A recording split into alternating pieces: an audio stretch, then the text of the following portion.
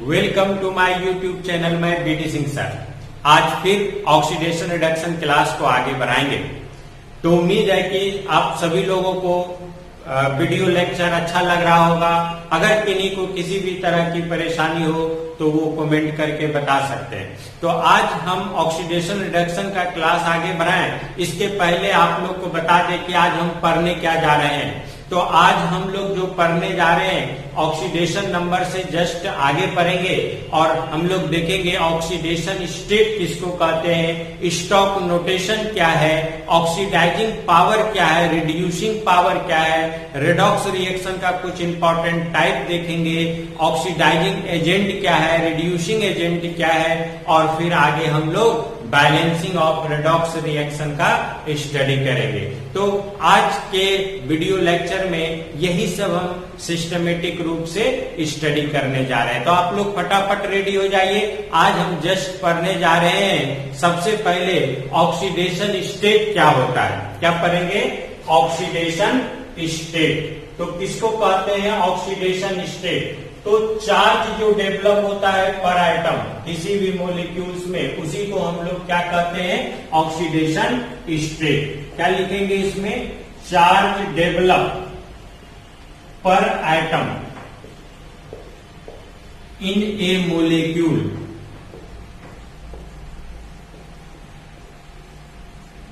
Is represent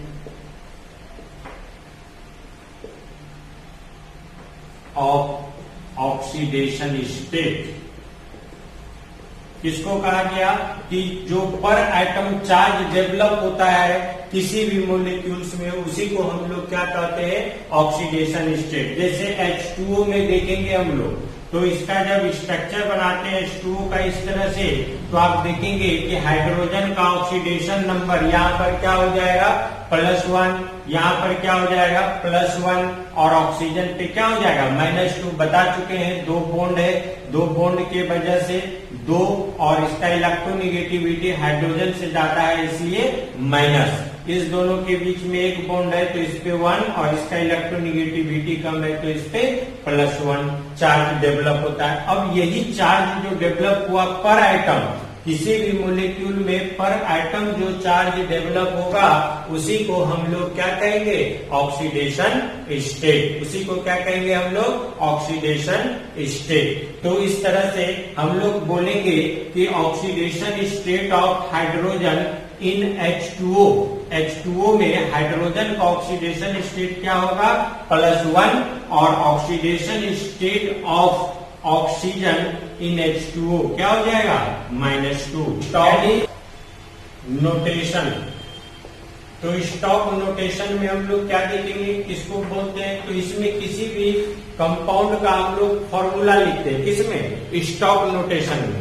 और उसमें कैसे फॉर्मूला लिखेंगे? तो सबसे पहले मेटल का सिंबल लिखते हैं, उसके बाद उसका ऑक्सीडेशन नंबर रोमन न्यूमेरल में पुट करते हैं कोई भी कंपाउंड के फॉर्मूले को लिखने के लिए। तो हम लोग देखते हैं, इसमें लिख लेते हैं, right the oxidation number of metal in Roman numeral after the symbol. तो सिंबल के बाद हम लोग क्या लिखते हैं? ऑक्सीडेशन नंबर मेटल का। For right the formula of compound. Compound के फॉर्मूला को लिखने के लिए ऐसा हम लोग करते हैं। तो यहां पर हम लोग देखेंगे, जैसे आपको एग्जांपल में दे देगा मरकरी 2 रोमन में और क्लोराइड बोलेगा इसका फॉर्मूला लिखना है। इसमें आपको मेनली ध्यान क्या देना है कि इसका जो फॉर्मूला आपको लिखना है, जैसे यहाँ पर लिखा जाएगा Hg2 और Cl2। तो ये तो ऑक्सीडेशन नंबर Hg को बता रहा है, ऑक्सीडेशन नंबर मरकरी का कितना है? 2। अब ये जो क्लोराइड लिखा है इसमें कितना क्लोरीन लिखे जिससे मरकरी का ऑक्सीडेशन नंबर 2 हो। तो चूंकि आपको पता है कि यहाँ पर क्लोरीन का ऑक्सीडेशन नंबर -1 लेंगे तो 2 क्लोरीन का ऑक्सीडेशन नंबर कितना हो जाएगा, -2। तो मरकरी का कितना हो जाएगा, +2। तो यही यहाँ पर बता रहा है कि आपको ऐसा कंपाउंड का फॉर्मूला लिखना है जिसमें मरकरी का ऑक्सीडेशन नंबर 2 आ जाए। तो इसलिए ये 2 तब आएगा जब यहाँ 2 क्लोरीन लेंगे। तो यही चीज आपको ध्यान में मेनली रखना होता है। जैसे एक और एग्जांपल लेते हैं, निकेल टू सल्फेट। अब इसमें बोलेगा इसका फॉर्मूला लिखिए, तो इसका फॉर्मूला कैसे लिखेंगे, तो यहाँ पर निकेल सल्फेट में देखिए निकेल का सिंबल Na। अब यहाँ पर 2 ऑक्सीडेशन नंबर है, रोमन में 2 लिख दिए। अब सल्फेट, तो सल्फेट का यहाँ पर फॉर्मूला क्या हो जाएगा, SO4। सल्फेट रेडिकल्स पे 2 माइनस चार्ज होता है, इसका ऑक्सीडेशन स्टेट -2 होगा, तो इसका कितना, +2। तो इस तरह से इसका फॉर्मूला हो जाएगा। जैसे कहीं पर आपको दे देगा क्रोमियम 3 ऑक्साइड। अब क्रोमियम 3 ऑक्साइड है, यानी क्रोमियम के साथ ऑक्सीजन एटम होगा। कितना ऑक्सीजन एटम क्रोमियम के साथ लिखें, जो कि क्रोमियम का ऑक्सीडेशन नंबर उस कंपाउंड में कितना हो, +3। तो यहाँ पर हम लोग लिखेंगे Cr3। अब कितना हो जाएगा, तो यहाँ पर हम लोग को 2 करना होगा और यहाँ पर कितना कर देंगे, 3। तो यहाँ पर देखेंगे कि 1 ऑक्सीजन का -2 होता है, तो 3 ऑक्सीजन का -6 हो जाएगा। तो यहाँ पर 2 क्रोमियम का कितना हो जाएगा, +6। तो एक क्रोमियम का +3 और यही 3 आ जाता है ऑक्सीडेशन स्टेट। तो हम लोग इसी तरह से किसी भी दिए गए कंपाउंड को उसका फॉर्मूला हम लोग इस तरह से लिखते हैं और इसी को कहते हैं, इसका ये क्या है, स्टॉप नोटेशन है। तो बहुत इजी है, आप लोग को कहीं भी देगा आप लोग इसको क्या कर सकते हैं, बना सकते हैं। आइए अब आगे क्या देखेंगे, टाइप्स ऑफ रेडॉक्स रिएक्शन। क्या करेंगे, types of redox reaction. Redox reaction का टाइप, इसमें हम लोग देखेंगे डिस्प्रोपोर्शनेशन रिएक्शन। डिस्प्रोपोर्शनेशन रिएक्शन क्या होता है, डिस्प्रोपोर्शनेशन रिएक्शन, तो ऐसा रिएक्शन जिसमें एक कंपाउंड का एक ही एलिमेंट का ऑक्सीडेशन नंबर बढ़ भी रहा हो और घट भी रहा हो प्रोडक्ट में, तो उसमें ऑक्सीडेशन और रिडक्शन दोनों ही हो जाता है एक ही एलिमेंट में। तो वैसे रिएक्शन को हम लोग क्या बोलते हैं, डिस्प्रोपोर्शनेशन रिएक्शन। तो कैसे लिखेंगे, the redox reaction in which oxidation number of one element of one compound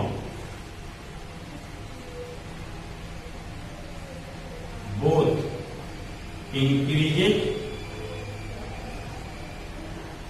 and decreases।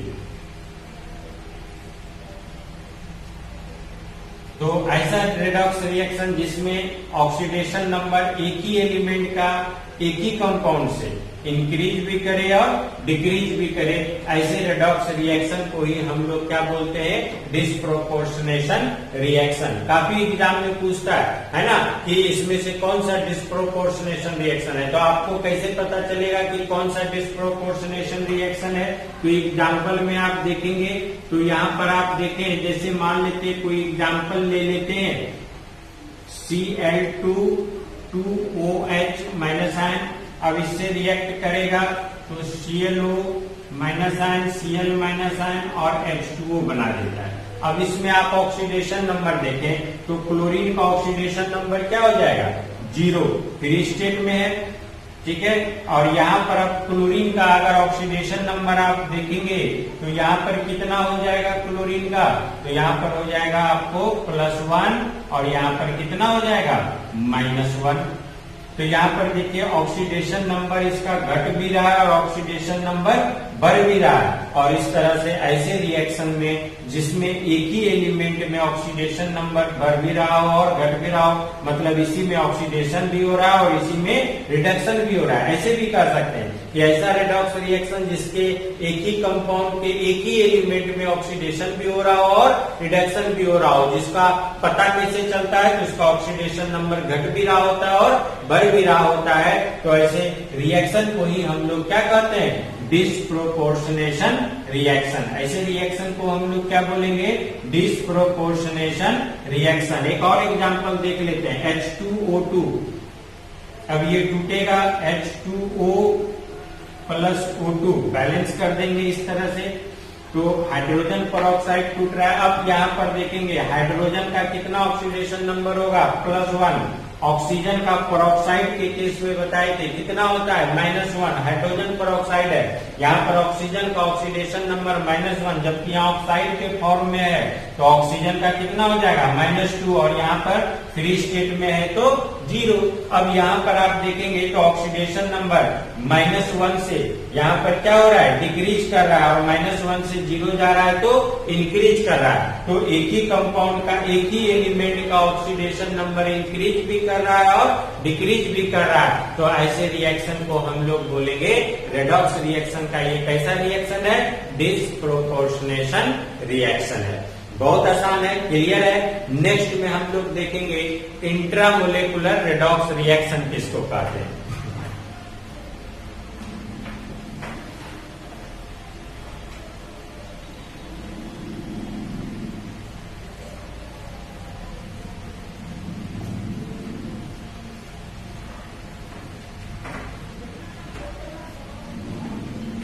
तो लिखेंगे इंट्रा मोलेकुलर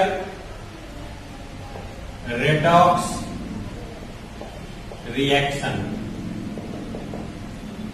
इसको बोलेंगे इंट्रामोलेकुलर रेडॉक्स रिएक्शन। तो ये एक ऐसा रिएक्शन होगा जिसमें एक ही एलिमेंट, एक ही कंपाउंड का 2 एलिमेंट में ऑक्सीडेशन भी हो और रिडक्शन भी हो। ऐसे रिएक्शन को हम लोग क्या बोलते हैं, इंट्रामोलेकुलर रेडॉक्स रिएक्शन। तो लिखेंगे the redox reaction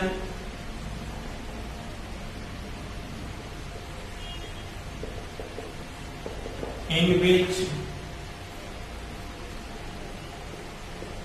oxidation and reduction occurs of 2 elements from one compound। एक ही कंपाउंड से 2 एलिमेंट का ऑक्सीडेशन भी और रिडक्शन भी हो। नाम ही है इंट्रा। इंट्रा का मतलब क्या होता है, विद इन द मोलिक्यूल, यानी एक ही कंपाउंड में 2 एलिमेंट का ऑक्सीडेशन भी हो और रिडक्शन भी हो। तो ऐसे रेडॉक्स रिएक्शन को ही हम लोग बोलेंगे इंट्रामोलेकुलर रेडॉक्स रिएक्शन। तो अब हम यहाँ पर एग्जांपल देख लें इंट्रामोलेकुलर रेडॉक्स रिएक्शन का। तो क्या हो जाएगा एग्जांपल, KClO3, ये टूटेगा 2KCl + 3O2। अब यहाँ पर आप सभी का ऑक्सीडेशन नंबर देखिए, पोटेशियम का कितना, +1, क्लोरीन का कितना, तो इसका हम लोग निकालेंगे। तो पहले इसका देख लीजिए, ऑक्सीजन का एक एटम का -3, तो ये -2, तो -2 होगा तो 3 एटम ऑक्सीजन का -6, अब -6 आप +1, तो क्लोरीन का कितना हो जाएगा, +5, है ना। तो ऑक्सीडेशन नंबर सभी को निकालने बताए हुए हैं, तो यहाँ पर आप क्लोरीन का निकालेंगे, +5 हो जाएगा। अब यहाँ पर क्लोरीन का कितना हो जाएगा, -1, और यहाँ पर पोटेशियम का +1, ऑक्सीजन का यहाँ पर कितना, 0, फ्री स्टेट में। अब यहाँ पर देखेंगे एक ही कंपाउंड है, इसमें क्लोरीन का ऑक्सीडेशन नंबर क्या कर रहा है, क्लोरीन का क्या कर रहा है, डिक्रीज कर रहा है, और ऑक्सीजन का क्या कर रहा है, इंक्रीज कर रहा है। यहाँ ऑक्सीडेशन नंबर ऑक्सीजन का क्या कर रहा है, इंक्रीज कर रहा है।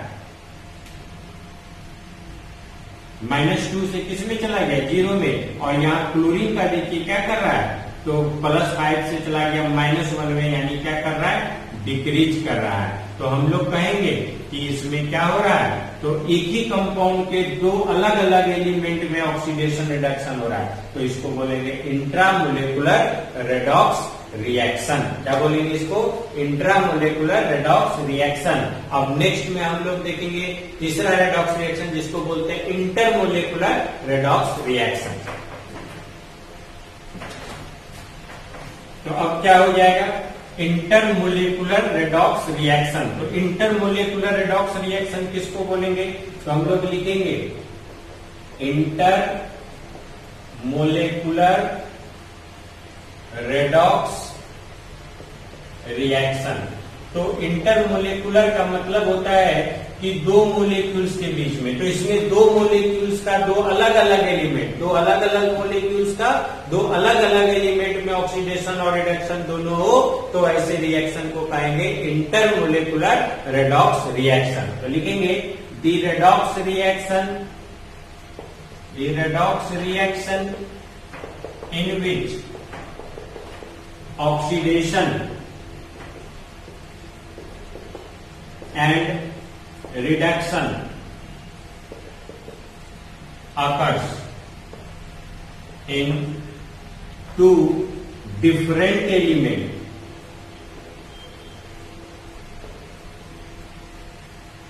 of different compound।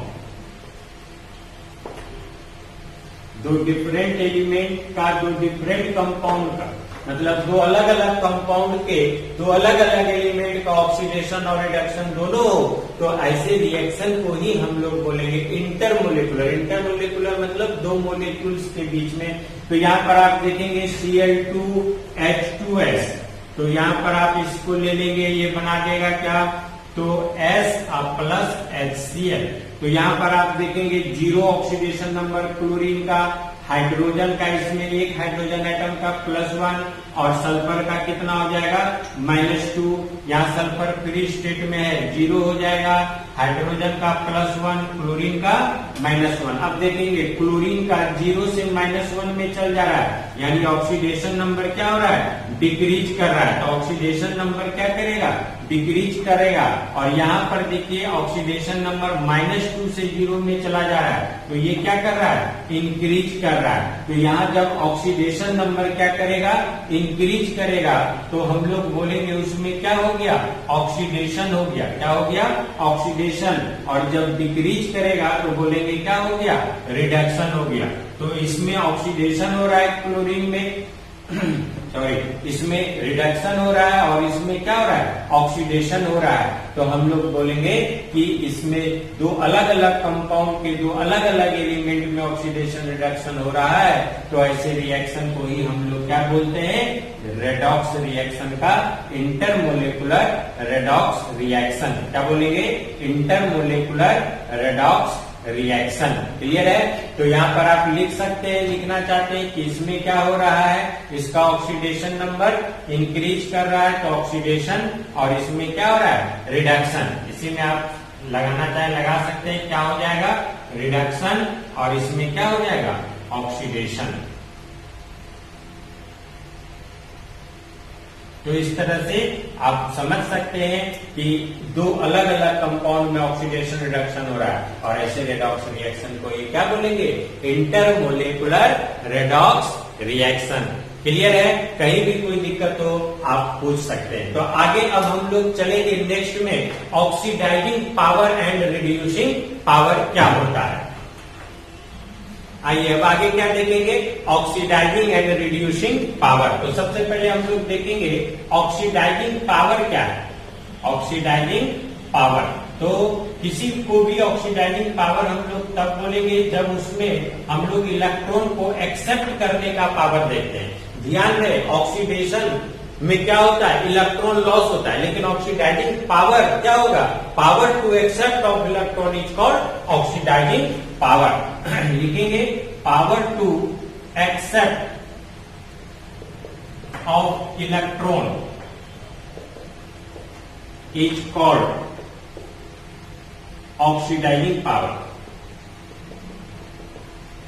तो किसी भी स्पीशीज में इलेक्ट्रॉन को एक्सेप्ट करने के पावर को ही क्या बोलेंगे?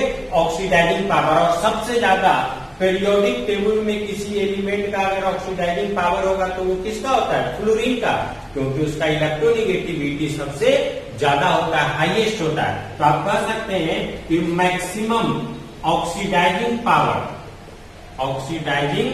पावर या highest oxidizing power of an element, किसी एक एलिमेंट का ऑक्सीडाइजिंग पावर जिसका हाईएस्ट हो वो कौन सा हो जाएगा? फ्लोरीन। बीबीआई है, काफी एग्जाम में पूछता है, highest oxidizing power of the element कौन सा हो जाएगा?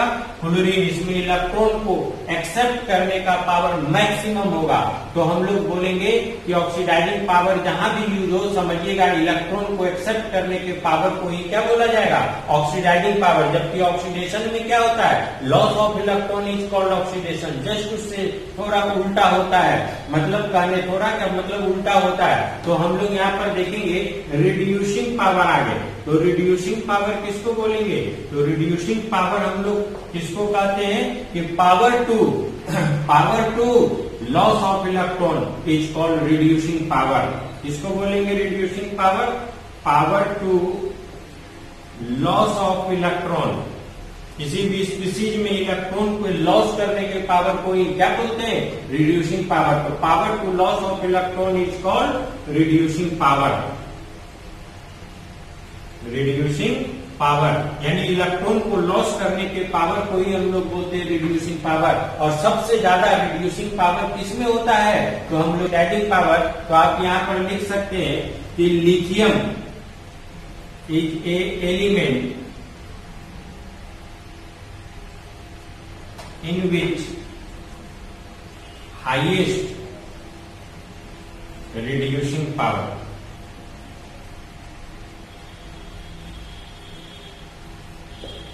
तो आप समझिएगा कि किसी भी स्पीसीज की जब बात करते हैं तो सीजियम सबसे बड़ा साइज का मेटल होता है और उसमें इलेक्ट्रॉन लॉस करने की एबिलिटी सबसे ज्यादा होती है। और इसीलिए आयोनाइजेशन एंथैल्पी का बात करें तो सबसे कम आयोनाइजेशन एंथैल्पी सीजियम का ही होता है, क्योंकि उसमें इलेक्ट्रॉन को लॉस करने की एबिलिटी सबसे ज्यादा होती है। लेकिन यहाँ हम लोग जनरली सॉल्यूशन पेज के लिए इसका यूज करते हैं, इसलिए हम लोग लिखते हैं लिथियम में इलेक्ट्रॉन लॉस करने की एबिलिटी सॉल्यूशन फेज में सबसे ज्यादा होता है। इसीलिए यहाँ पर करते हैं हम लोग हाईएस्ट रिड्यूसिंग पावर एलिमेंट में कौन सा?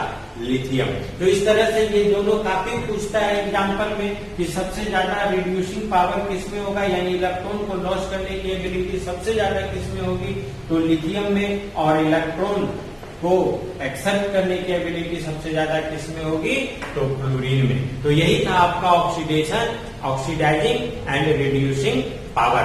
आगे हम लोग देखेंगे ऑक्सीडाइजिंग एंड रिड्यूसिंग। अब आगे देखेंगे ऑक्सीडाइजिंग एंड रिड्यूसिंग एजेंट। तो काफी इंपॉर्टेंट है और थोड़ा सा कंफ्यूजन क्रिएट भी होता है, इसलिए ध्यान से समझिएगा। ऑक्सीडाइजिंग एजेंट क्या होता है? ऑक्सीडाइजिंग एजेंट, तो ऑक्सीडाइजिंग एजेंट हम लोग बोलते हैं ये एक ऐसा स्पीसीज जो किसी दूसरे को क्या कर दे? ऑक्सीडाइज कर दे। यानी सबस्टांस या species, substance which oxidized of other species, oxidized of other species, जो दूसरे स्पीसीज को क्या कर दे? ऑक्सीडाइज कर दे, उसको हम लोग क्या बोलेंगे? ऑक्सीडाइजिंग एजेंट, है ना। ऑक्सीडाइजिंग एजेंट उसको बोलेंगे जो दूसरे सबस्टांस को ऑक्सीडाइज कर दे। तो इसका जब दूसरे सबस्टांस को ऑक्सीडाइज कर देगा तो इसका खुद का ऑक्सीडेशन नंबर क्या कर जाएगा? डिक्रीज कर जाएगा। ऑक्सीडेशन नंबर डिक्रीज, इसका ऑक्सीडेशन नंबर डिक्रीज कर जाएगा, जबकि दूसरे का ऑक्सीडेशन नंबर क्या कर जाएगा? Increase. Oxidation number decrease itself, जबकि हम लोग लिखेंगे oxidation number increase of other species. जिसको ये ऑक्सीडाइज कर देगा उसका ऑक्सीडेशन नंबर क्या हो जाएगा? इंक्रीज हो जाएगा। Oxidation number increase of other species. तो इस तरह से हम लोग बोलेंगे अच्छा ऑक्सीडाइजिंग एजेंट जो होता है उसमें इलेक्ट्रॉन को एक्सेप्ट करने की एबिलिटी होता है ना। यानी tendency to accept of electron electron को एक्सेप्ट करने की टेंडेंसी होती है तो उसको हम लोग बोलते हैं ऑक्सीडाइजिंग एजेंट। एग्जाम्पल में देखेंगे आगे कि ऑक्सीडाइजिंग एजेंट जो होता है वो दूसरे स्पीशीज को ऑक्सीडाइज करता है और रिड्यूसिंग एजेंट जो होता है वो दूसरे को रिड्यूस करेगा।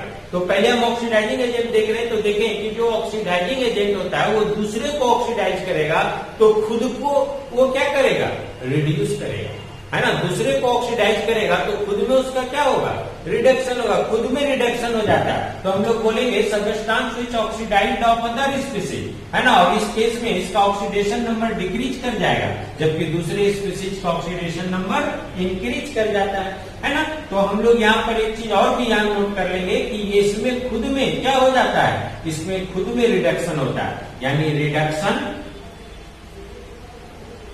अकर्स इटसेल्फ, इसमें खुद में रिडक्शन हो जाता है, तो इसको हम लोग बोलते हैं ऑक्सीडाइजिंग एजेंट। तो इतना सारा कुछ है जिसको आप देख के पहचान सकते हैं कि कौन सा ऑक्सीडाइजिंग एजेंट होगा और कौन सा रिड्यूसिंग एजेंट होगा। अब आगे देखेंगे रिड्यूसिंग एजेंट, क्या देखेंगे, रिड्यूसिंग एजेंट। तो रिड्यूसिंग एजेंट किसको बोलेंगे, तो जो रिड्यूस कर देगा दूसरे स्पीशीज को, यानी substance which reduce of other species, ऐसा सबस्टांस जो दूसरे स्पीशीज को क्या कर दे, रिड्यूस कर दे और इसमें खुद में क्या हो जाए, ऑक्सीडेशन, ऑक्सीडेशन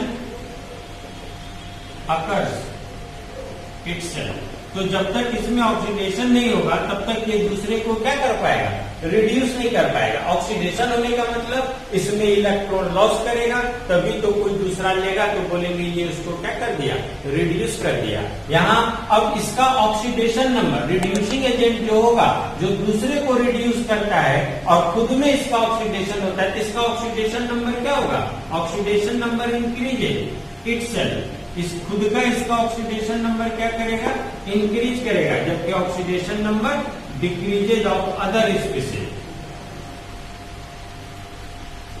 दूसरे स्पीशीज का ऑक्सीडेशन नंबर क्या करा देगा, डिक्रीज करा देगा। और इसमें इलेक्ट्रॉन को क्या होगा, रिड्यूसिंग एजेंट है, दूसरे को रिड्यूस कराएगा, इलेक्ट्रॉन को लॉस करने की एबिलिटी होगा, यानी हम लोग बोलेंगे tendency to loss of electron. ठीक है, आपको अगर याद ना रहे तो आप एक मेथड से, एक वर्ड से इसको याद रख सकते हैं और वो क्या हो जाएगा, तो जैसे हम लोग देखेंगे ऑक्सीडाइजिंग एजेंट जो होगा वो होता है क्या, power to oxidize of species.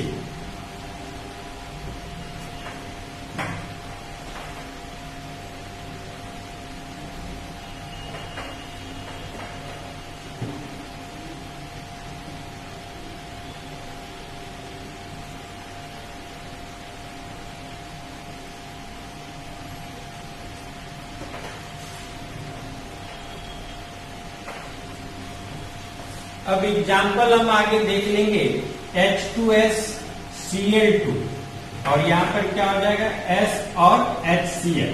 तो इस तरह से जब आप एग्जाम्पल देखते हैं तो यहाँ पर आप देखेंगे कि ऑक्सीडेशन नंबर इसका +1 और इसका -2, इसका 0, इसका भी 0, इसका +1 और इसका -1। तो आप H2S में देखेंगे कि H2S में सल्फर का ऑक्सीडेशन नंबर क्या हो रहा है, इंक्रीज हो रहा है। तो हम लोग बोलेंगे कि ऑक्सीडेशन नंबर इसका क्या हो रहा है, इंक्रीज कर रहा है। तो ऑक्सीडेशन नंबर जब इंक्रीज करेगा और यहाँ पर इसका ऑक्सीडेशन नंबर क्लोरीन का क्या करेगा, ऑक्सीडेशन नंबर डिक्रीज, इसका ऑक्सीडेशन नंबर डिक्रीज कर रहा है। तो ऑक्सीडेशन नंबर क्लोरीन का डिक्रीज कर रहा है और सल्फर का क्या कर रहा है, इंक्रीज कर रहा है। तो आप देखेंगे कि जिसका ऑक्सीडेशन नंबर क्या करेगा, इंक्रीज करेगा, वो किसके जैसा बिहेव करेगा, रिड्यूसिंग एजेंट जैसा, है ना। जिसका ऑक्सीडेशन नंबर इंक्रीज करेगा तो यहाँ पर हम लोग बोलेंगे इसमें H2S किसके जैसा बिहेव करेगा, रिड्यूसिंग एजेंट, किसके जैसा करेगा, रिड्यूसिंग एजेंट। यहाँ पर आप लिख सकते हैं कि ये रिड्यूसिंग एजेंट जैसा बिहेव करेगा। किसके जैसा बिहेव करेगा, रिड्यूसिंग एजेंट, और ये इसका ऑक्सीडेशन नंबर डिक्रीज कर रहा है तो ये किसके जैसा बिहेव करेगा, ऑक्सीडाइजिंग एजेंट। तो इस तरह से किसी भी कंपाउंड में आप पहचान सकते हैं कि कौन सा उसमें रिड्यूसिंग एजेंट है और कौन सा उसमें ऑक्सीडाइजिंग एजेंट है। क्लियर है। तो जब भी कोई कंपाउंड दे दे, अगर जिसका ऑक्सीडेशन नंबर इंक्रीज कर जाए वो रिड्यूसिंग एजेंट है, और जिसका डिक्रीज कर जाए वो क्या है, ऑक्सीडाइजिंग एजेंट होगा। तो इस तरह से आप उसमें पहचान सकते हैं कि कौन सा स्पीसीज रिड्यूसिंग एजेंट है और कौन सा स्पीसीज ऑक्सीडाइजिंग एजेंट है। क्लियर। आइए अब उस कंपाउंड के बारे में हम लोग जानते हैं कि कौन कौन सा कंपाउंड सिर्फ ऑक्सीडाइजिंग एजेंट जैसा अथवा सिर्फ रिड्यूसिंग एजेंट जैसा बिहेव कर सकता है, अथवा कोई भी कंपाउंड जो ऑक्सीडाइजिंग एंड रिड्यूसिंग एजेंट दोनों जैसा बिहेव कर सकता है। तो इसमें हम लोग एग्जाम्पल देखेंगे, the compound which act as oxidizing agent, ऐसा कंपाउंड जो किसके जैसा बिहेव करेगा, ऑक्सीडाइजिंग एजेंट के जैसा। तो वो हम लोग देखेंगे कि कौन कौन सा कंपाउंड ऑक्सीडाइजिंग एजेंट के जैसा क्या करेगा, बिहेव करेगा। तो इसमें आप देखेंगे कि कोई कंपाउंड जिसका सेंट्रल एलिमेंट का ऑक्सीडेशन नंबर मैक्सिमम हो, जबकि वो सेंट्रल एलिमेंट में ग्रुप 1, ग्रुप 2, हाइड्रोजन और ऑक्सीजन एलिमेंट ना हो। ठीक है। और अगर ऐसा कंपाउंड हो जो ये सब को छोड़ के किसी एलिमेंट का ऑक्सीडेशन नंबर मैक्सिमम होता है, तो फिर वो कंपाउंड ऑक्सीडाइजिंग एजेंट के जैसा बिहेव करता है। ये नोट कर ले, when oxidation number of central element is maximum, oxidation number central element का क्या हो, maximum in a compound except, इसको छोड़ के except hydrogen, oxygen, group 1 and group 2 element. तो ये सब एलिमेंट को छोड़ के अगर हम लोग देखेंगे तो कोई भी एलिमेंट हो और उसका ऑक्सीडेशन नंबर मैक्सिमम होता हो तो वो कंपाउंड ऑक्सीडाइजिंग एजेंट के जैसा बिहेव करेगा। Then the compound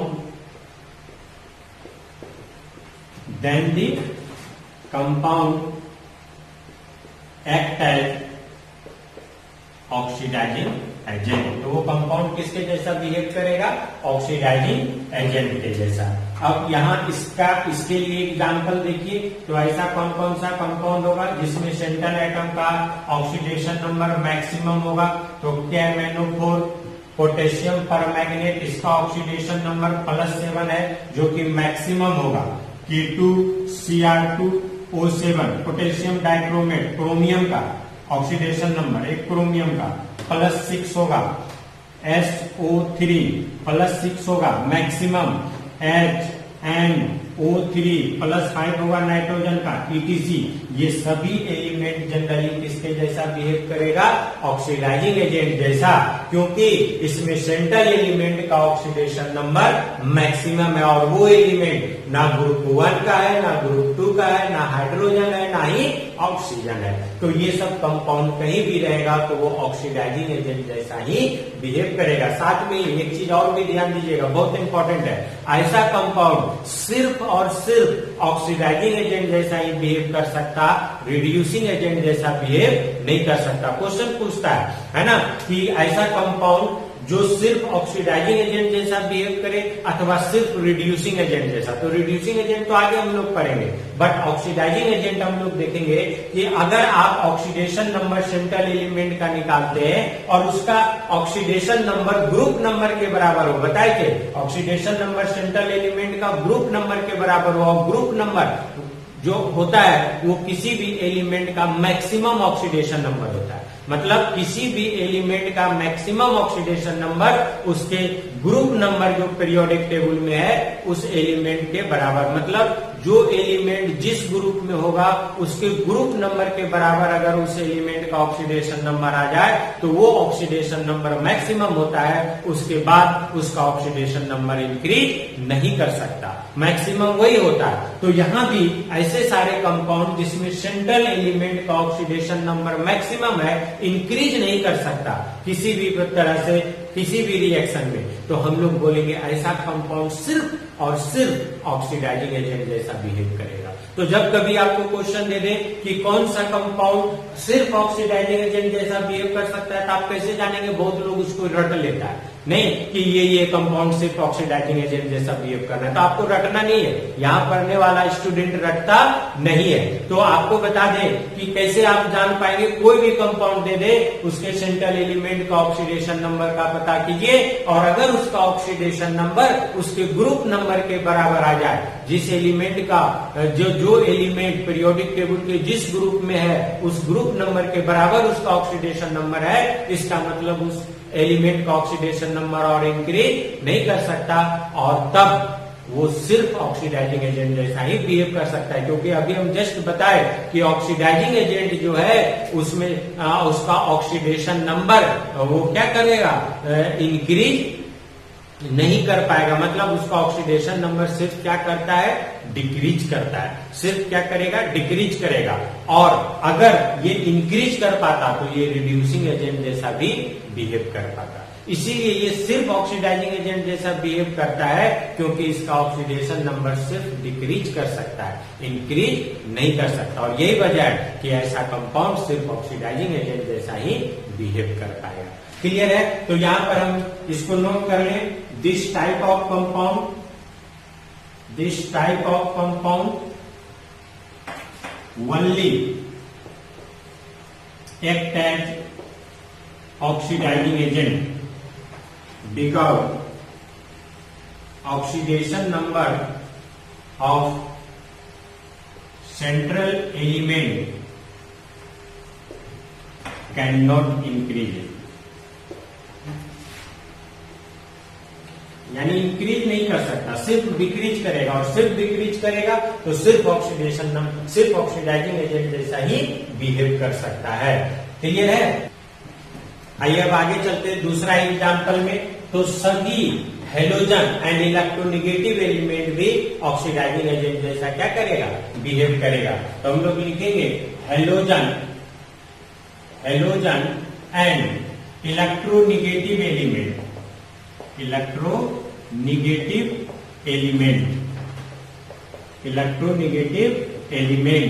act as oxidizing agent. ये भी किसके जैसा बिहेव करेगा? ऑक्सीडाइजिंग एजेंट के जैसा। जैसे कोई भी हेलोजन ले लेते हैं, F2Cl2 Br2 I2 है ना, O2, ये हायर इलेक्ट्रोनेगेटिव एलिमेंट में आ जाएगा। इस तरह से ये सब ऑक्सीडाइजिंग एजेंट जैसा क्या करेगा? बिहेव करेगा। नेक्स्ट में हम लोग देखेंगे इक्साल्ट एक्ट एज ऑक्सीडाइजिंग एजेंट। अब बात आता है इक्साल्ट किसको करते हैं? तो कंपाउंड में देखिएगा, एक इक्साल्ट होता है हायर ऑक्सीडेशन स्टेट वाला, और एक असाल्ट होता है लोअर ऑक्सीडेशन स्टेट वाला। जैसे आप देखेंगे FeCl3, आयरन का दो तरह का ऑक्सीडेशन नंबर होता है, एक में +3 और एक में +2। तो FeCl2 में आयरन का +2 और इसमें +3, तो ये हायर ऑक्सीडेशन स्टेट वाला होगा। तो इस कंपाउंड का नाम हो जाएगा फेरिक क्लोराइड, और वहीं ये लोअर ऑक्सीडेशन स्टेट वाला आयरन है तो इसका नाम हो जाएगा फेरस क्लोराइड। तो ऐसे साल्ट को हम लोग बोलते हैं इक्साल्ट, और ऐसे साल्ट को हम लोग बोलते हैं असाल्ट। जैसे देखेंगे SnCl4 और SnCl2, तो यहाँ पर आप देखेंगे तीन का हाईएस्ट ऑक्सीडेशन नंबर +4 और लोअर क्या हो जाता है? +2। तो ये क्या कहलाएगा नाम? स्टेनिक क्लोराइड, और ये क्या कहलाएगा? Stannous chloride. तो जनरली इस तरह का एक साल्ट जो कंपाउंड में हायर ऑक्सीडेशन स्टेट वाला मेटल रखता हो वो ऑक्सीडाइजिंग एजेंट के जैसा बिहेव करेगा। जैसे देखेंगे CuCl2 और CuCl, तो कॉपर दो तरह का ऑक्सीडेशन नंबर दिखाता है, एक +2 और एक +1। तो +2 हायर और +1 लोअर। तो ये क्यूप्रिक क्लोराइड और ये क्यूप्रस क्लोराइड। इसी तरह HgCl2 और Hg2Cl2, ये यहाँ पर +2 ऑक्सीडेशन स्टेट और मरकरी यहाँ पर +1, तो हम लोग बोलेंगे ये हो जाएगा क्या, मर्क्यूरी क्लोराइड, ये मर्क्यूरस क्लोराइड। और ये सारा जो एक साल्ट है, जो भी इस तरह का नाम वाला होगा साल्ट, वो हमेशा ऑक्सीडाइजिंग एजेंट के जैसा बिहेव करेगा। तो इस तरह से ये है। नेक्स्ट में हम लोग 4 नंबर देखेंगे, तो इसका भी, इसको पहले हटा देते हैं।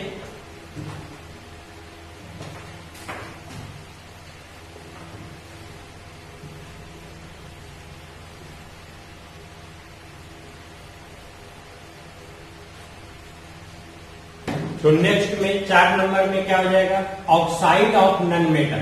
नन मेटल का ऑक्साइड भी ऑक्सीडाइजिंग एजेंट के जैसा बिहेव करता है। क्या लिखेंगे, ऑक्साइड ऑफ नन मेटल।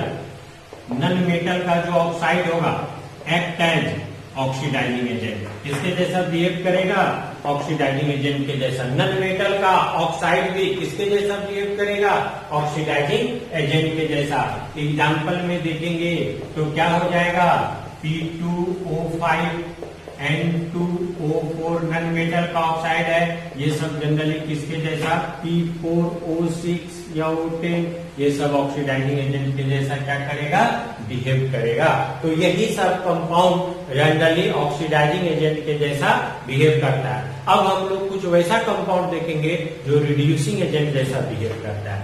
तो लिखेंगे the compound which is act as reducing agent. ऐसा कंपाउंड जो किसके जैसा बिहेव करता हो, रिड्यूसिंग एजेंट के जैसा। तो उसके लिए हम लोग कैसे देखेंगे, तो यहां पर आप देख सकते हैं कि ऐसा कंपाउंड जो सिर्फ रिड्यूसिंग एजेंट जैसा बिहेव करता हो, तो 1 नंबर में हम लोग देखेंगे। तो वैसे ही कंपाउंड का सेंट्रल एलिमेंट जिसका ऑक्सीडेशन नंबर मिनिमम हो, वैसा कंपाउंड जनरली रिड्यूसिंग एजेंट के जैसा बिहेव कर सकता है। तो the oxidation number of the central element, the oxidation number of the central element is minimum in a compound, then the compound act as reducing agent। तो ऐसा compound किसके जैसा बिहेव करेगा, रिड्यूसिंग एजेंट के जैसा। तो आप यहां पर देख सकते हैं एग्जांपल में HCl, HBr, HI है ना, SO2, ETC, ये सब किसके जैसा बिहेव करेगा, रिड्यूसिंग एजेंट के जैसा। HCl, HBr, HI, इसमें ऑक्सीडेशन नंबर एक एलिमेंट का क्या होगा, मिनिमम होगा, और तब वो ऑक्सीडाइजिंग एजेंट के बजाय क्या बिहेव करेगा, रिड्यूसिंग एजेंट के जैसा। तो ऐसा कंपाउंड जिसका ऑक्सीडेशन नंबर मिनिमम हो, मतलब अगर मिनिमम होगा तो मिनिमम के लिए क्या बताए थे मेटल के लिए, कि मेटल के लिए मिनिमम ग्रुप नंबर तो मैक्सिमम होता और मिनिमम क्या होता था, 0। मिनिमम क्या होता था, 0, जबकि नन मेटल के लिए क्या होता था, ग्रुप नंबर -8। तो अगर मिनिमम ऑक्सीडेशन नंबर आ जाए तो वहां पर वो सिर्फ और सिर्फ रिड्यूसिंग एजेंट जैसा बिहेव कर सकता, क्योंकि उसका ऑक्सीडेशन नंबर बढ़ तो सकता है रिएक्शन के दौरान, बट घट नहीं सकता। और जब जो सिर्फ बढ़ सकता है वो सिर्फ रिड्यूसिंग एजेंट जैसा ही बिहेव कर सकता है, ऑक्सीडाइजिंग एजेंट के जैसा बिहेव नहीं कर सकता। नहीं तो यहां पर लिख लेंगे हम लोग, they if oxidation number of central element in a compound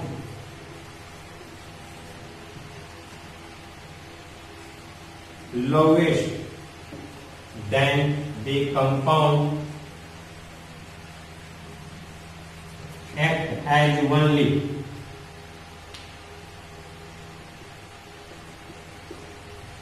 reducing agent. वैसा कंपाउंड सिर्फ किसके जैसा बिहेव करेगा, रिड्यूसिंग एजेंट के जैसा। तो फिर से हम एक बार रिपीट करते हैं, ऐसा कंपाउंड जिसका सेंट्रल एलिमेंट का ऑक्सीडेशन नंबर मैक्सिमम हो वो सिर्फ ऑक्सीडाइजिंग एजेंट के जैसा बिहेव करेगा, और जिसका सेंट्रल एलिमेंट का ऑक्सीडेशन नंबर मिनिमम हो वो सिर्फ रिड्यूसिंग एजेंट के जैसा ही क्या करेगा, बिहेव करेगा। अब एक चीज और इस दोनों से निकल के आता है, और वो निकल के ये आता है कि जिसका ऑक्सीडेशन नंबर ना मैक्सिमम हो और ना मिनिमम। कहने का मतलब ऐसा कंपाउंड जिसके सेंट्रल एलिमेंट का ऑक्सीडेशन नंबर ना मैक्सिमम हो और ना मिनिमम, तो फिर ऐसा कंपाउंड का क्या, तो ऐसा कंपाउंड ऑक्सीडाइजिंग एजेंट और रिड्यूसिंग एजेंट दोनों के जैसा बिहेव करेगा। और जब आपको ऐसा क्वेश्चन पूछ दे कि इसमें कौन सा compound oxidising and reducing agent दोनों के जैसा बिहेव करता है, तो आप उसके सेंट्रल एलिमेंट का ऑक्सीडेशन नंबर देखिए, जो उसका ऑक्सीडेशन नंबर ना मैक्सिमम है और ना मिनिमम, तो वैसा कंपाउंड ऑक्सीडाइजिंग और रिड्यूसिंग एजेंट दोनों के जैसा बिहेव कर सकता है, क्योंकि उसके सेंट्रल एलिमेंट के ऑक्सीडेशन नंबर इंक्रीज भी कर सकता है और डिक्रीज भी कर सकता है, और इसी वजह से वो दोनों के जैसा बिहेव कर सकता है। तो इसको भी हम लोग नोट कर रहे हैं आगे।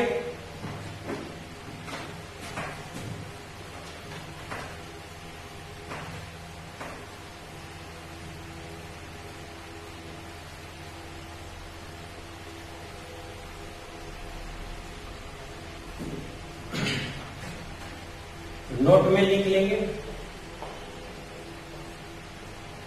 the oxidation number of the central element neither maximum nor the minimum, then the compound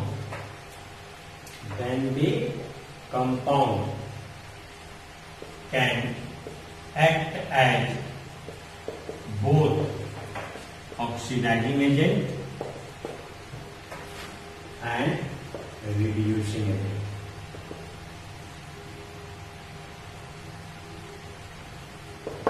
ठीक है, तो दोनों के जैसा बिहेव करेगा अगर कंपाउंड में सेंट्रल एलिमेंट का ऑक्सीडेशन नंबर ना मैक्सिमम हो ना मिनिमम, मतलब इंटरमीडिएट हो, मतलब ना मैक्सिमम ना मिनिमम, उसके बीच में हो, तो वो ऑक्सीडाइजिंग एजेंट और रिड्यूसिंग एजेंट दोनों जैसा बिहेव करता है। तो एनसीईआरटी में क्वेश्चन दिया हुआ कि बताइए क्यों HNO3 एंड O3 ये सिर्फ ऑक्सीडाइजिंग एजेंट के जैसा ही बिहेव करता है, ओनली ऑक्सीडाइजिंग एजेंट जैसा, जबकि H2O2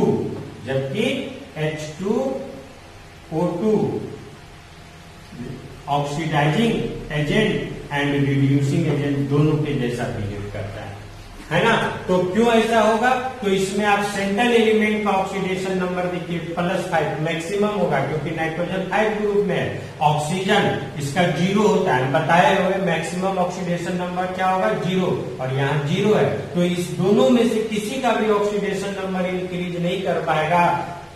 इसी वजह से ये दोनों सिर्फ ऑक्सीडाइजिंग एजेंट के जैसा बिहेव करता है, जबकि H2O2 में ऑक्सीजन का ऑक्सीडेशन नंबर -1 है, ऑक्सीजन का ऑक्सीडेशन नंबर -1 है, तो ये इंक्रीज भी कर सकता है और डिक्रीज भी कर सकता है, इसीलिए oxidising agent and reducing agent दोनों के जैसा बिहेव कर सकता है।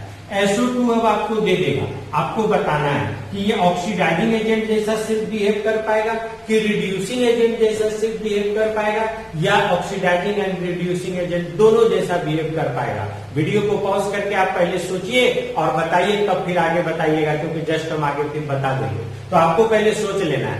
तो हम अब आगे बताते हैं, आप लोग समझ गए होंगे क्या ये किसके जैसा बिहेव करेगा, तो कैसे आप जानिएगा, तो सल्फर को जो है आप इसको क्या कर दीजिए, ऑक्सीडेशन नंबर निकालिए, तो इसका ऑक्सीडेशन नंबर कितना आ जाएगा +4, और जब +4 आएगा तो सल्फर का मिनिमम ऑक्सीडेशन नंबर कितना होगा -2, ग्रुप नंबर -8 होता है, तो इसका ग्रुप नंबर 6 होता है, तो 6 -8 कितना हो जाएगा -2, और मैक्सिमम कितना हो जाएगा +6, ग्रुप नंबर के बराबर।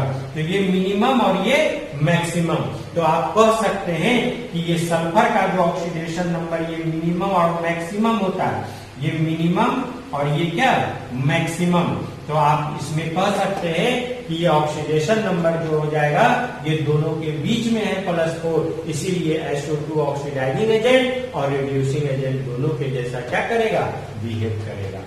क्लियर है, ये दोनों के जैसा क्या करेगा, बिहेव करेगा SO2, क्योंकि इसका ऑक्सीडेशन नंबर ना मैक्सिमम है और ना ही क्या है, मिनिमम। तो इस तरह से इसका ये एग्जाम्पल है। तो जब भी कभी बराबर एग्जाम में क्वेश्चन पूछता है कि इसमें से कौन सा कंपाउंड सिर्फ ऑक्सीडाइजिंग एजेंट जैसा बिहेव करेगा या कौन सा सिर्फ रिड्यूसिंग एजेंट जैसा बिहेव करेगा अथवा कौन सा और दोनों ऑक्सीडाइजिंग एंड रिड्यूसिंग एजेंट जैसा बिहेव करेगा, हमको पूरा उम्मीद है कि आप लोग अगर ऐसा क्वेश्चन मिलता है आप लोग तो इजीली इसको बना पाइएगा, कहीं भी कोई परेशानी नहीं होगी। अब हम रिड्यूसिंग एजेंट के कंपाउंड में दूसरा एग्जाम्पल देखते हैं।